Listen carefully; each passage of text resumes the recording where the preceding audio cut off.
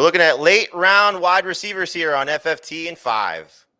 Welcome to Fantasy Football Today in 5. I'm Jamey Eisenberg. That's Dan Schneier talking about some of our favorite late round wide receivers, Dan. So maybe guys that we're looking at pick after 100 overall. The floor is yours. Give me somebody that you are targeting first. We'll talk about maybe 3 guys here on this episode.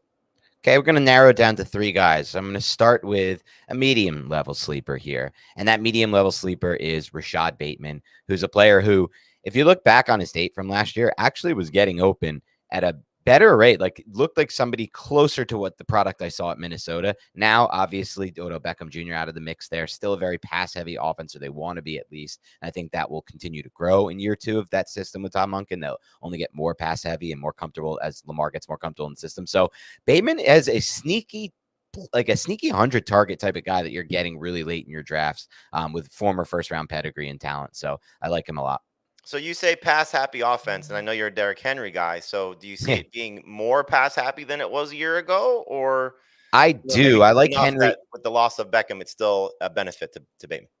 So I do still think it'll be more pass-happy. My love for Henry this year is mostly based on the touchdown upside and how much touchdowns are worth to us in fantasy football.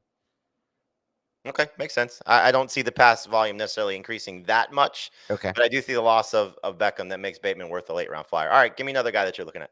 Okay, now we'll go a little bit deeper, but not too deep. I got a super deep one coming at the end, but we got a little bit deeper. Luke McCaffrey, the rookie wide receiver for the Commanders. McCaffrey was one of my favorite sleepers in the entire draft class. I put him on my guys list because when you watch him on film, you see that he's a former quarterback who plays receiver now. What do I mean by that? He was the second best receiver from an efficiency standpoint against zone coverage. He understands how to beat zone coverage because he was a quarterback and he read that. And that's so perfect for playing within this new Cliff Kingsbury system. I think he'll win that slot job. And it doesn't hurt that, we're hearing early rumors from reports from Jaden Daniels that I show up at the building at 5:30 and the only person who's there is Luke McCaffrey with me. So, maybe they can build that rapport early, rookie to rookie. I just think there's a really good chance that he could be that guy that everyone's screaming, rushing to waiver wires for after week 1 or 2. So do you see him taking over for Jahan Dotson? I don't think he takes over from McLaurin, but there was some talk, obviously, about using McCaffrey outside. And if that happens, I think that comes at the expense of Dotson. I do too. And I think that's part of why I like him as a potential late round sleeper, because Dotson just hasn't been productive at the NFL level. I know he has draft pedigree, but the efficiency marks are not there. And he's really struggled in a lot of ways so far in his NFL career. Right. Did have the 7 touchdowns in his rookie campaign, but really disappointing as a sophomore. We'll see if Daniels can help him, but hard to expect not only McLaurin to play well, but also one of these 2 guys to step up. And then, the tight ends, whether it's Zach Ertz or another sleeper, I think that we all like in Ben Sinnott, somebody that all these guys can be supported by Jaden Daniels. All right. The third guy that you're looking at in this range is? This is a super, super deep one. And it's Charlie Jones, the second-year receiver for the Bengals.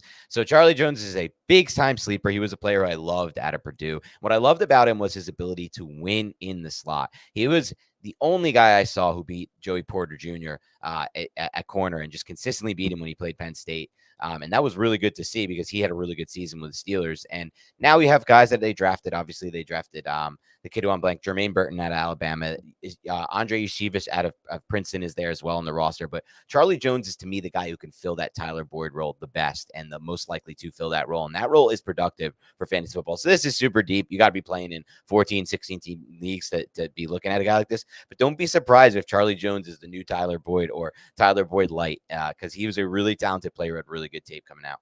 I know they like him on special teams, so he'll be involved in the return game as well. And like you said, there's an opening with Tyler Boyd gone. I just wonder, just from speaking to Zach Taylor at the owners meetings, him talking about moving maybe Jamar Chase inside a little bit more and then giving Burton the opportunity to play on the outside, which I think would be good for Chase. But Charlie Jones could certainly be somebody to fill that role. I'm going to give you 2 names for me. One is Jalen McMillan. Our guy Pete Prisco has been at Tampa Bay Bucks minicamp this week and just raving about McMillan, who they feel like they got as a steal in the NFL draft. And we know what they're planning to do, which is to move Chris Godwin inside, which allows McMillan maybe the chance to be the starter on the outside. And while that may not lead to a lot of production early, could be somebody that plays a role. And we know Mike Evans at this point in his career did miss a game last year that helped Chris Godwin's numbers pop. But Godwin, I think, benefits in this regard.